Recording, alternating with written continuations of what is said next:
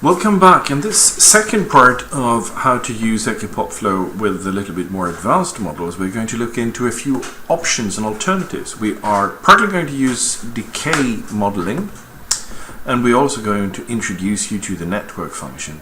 But we assume that you know how to start, install, and prepare the data material, so we start directly here from EquiPop Flow. So what we'll do is click on Start New, and select the same file as we did last time, the pop14 new. I'll make sure that this fits within so everyone can see that I'm selecting it.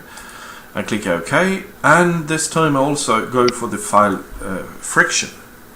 I'm going to go for this one, and it contains the X and Y coordinates and also the friction value for all of the coordinates or grid units that actually have got a value. So then we go to the next. And as you can see, it's a little bit larger this time. This top one were part of the basic model, but the lower one wasn't part until we introduced the friction. So as in previous case, we use the same setting when it comes to east and north, and we do the count all. And as in the previous run, we use the rich individuals. Here we have to have the trunk X and trunk Y to identify the geography, but we keep the S1BP as a friction. The name is of course something you could change. These names are literally not at all relevant for any of the analysis. It just happened to be a name that we used when we did the material once upon a time. Then I click next. Using network function is taking so much more time, so we're going to restrict the number of units to 25, otherwise we will never be able to see it in a video. It might still take considerable time. We could choose from a few different sets of decay modes. Exponential is the most common, I would say, but you also have got the power and exponential normal and other that are sometimes used to express the shape of decay.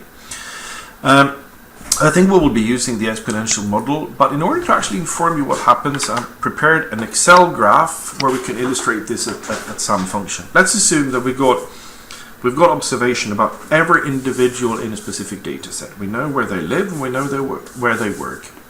We do have a median distance, which in this case is being expressed as 8.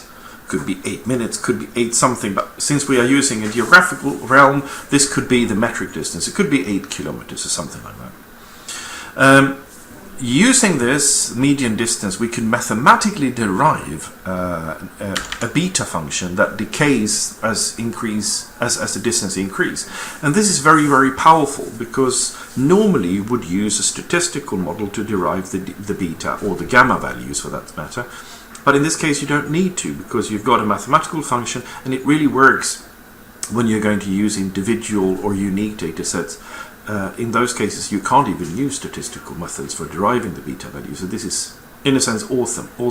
So for the negative exponential one, this is a very easy one. The log 0.5 divided by the median distance will produce a beta value that in fact forces the model to have half of the opportunities on the left side of the median distance and the remainder on the right side, literally as area under the curve. There's a good article about this. I'm saying good.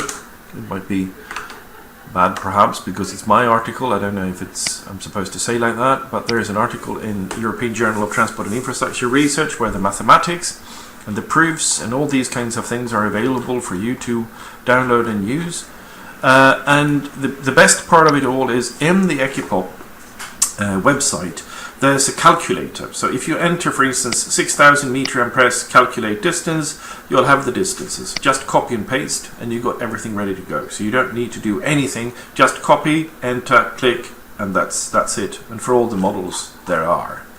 Now, back to this model. If you're using the negative exponential function and negative exponential normal function, and we've got a power gamma value that we produced here, this is what happens if we got a distance between the home and any other location at a distance of 10, 20, 30, 40 and so forth.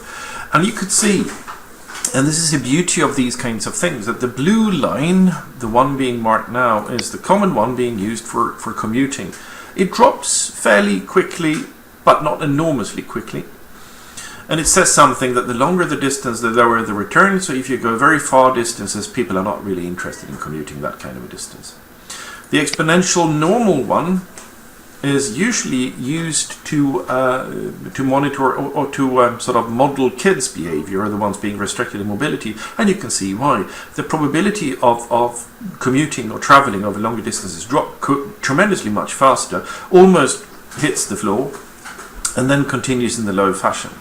When it comes to the power model, it is commonly used to indicate migration. And you can also see there's a very low propensity to moving at all. So even a short distance would be punishing. But as the distance grows, it is not really the same kind of a pattern. Moving 10 kilometers or moving 100 kilometers is really the same kind of amount of work, isn't it? So these three different decay models are very useful in understanding and depicting behavior we think individuals do have. So give that an extra thought when you want to run an EquiPop model with some kind of specification of decay. What are you monitoring? Is it daily commutes? Is it kids' behavior? Or is it sort of life course migration? Please look a little bit at the material and try to see what you can do. We're returning to the EquiPop now. And going back to the function, here we go. We've got the 25. We're going for the exponential. And sorry for that. I'm going to the model, and I know in this case that the average one in Sweden is around 6,000 meters. So I'm copying the exponential value, and I'm going back and pasting it here. And by clicking run, the model has started. So it's really not that more complicated. The output could be viewed by clicking the link, and it contains various kinds of columns indicating whether it has a decay or not. Using the network means that the material is not radially growing at all. It's always going to be the network model. So if you want to compare something from between the network model and the radial growth, which is your standard one, if you're not using the network, you can actually do that and come to the conclusion to what extent streets are affecting the results. This is also something that is being dealt with in a paper by me and my colleague Umut Turk in an upcoming book chapter. I'll see if I can share it on the website eventually. So that will be all for now. Good luck with trying these kinds of things, and see you soon.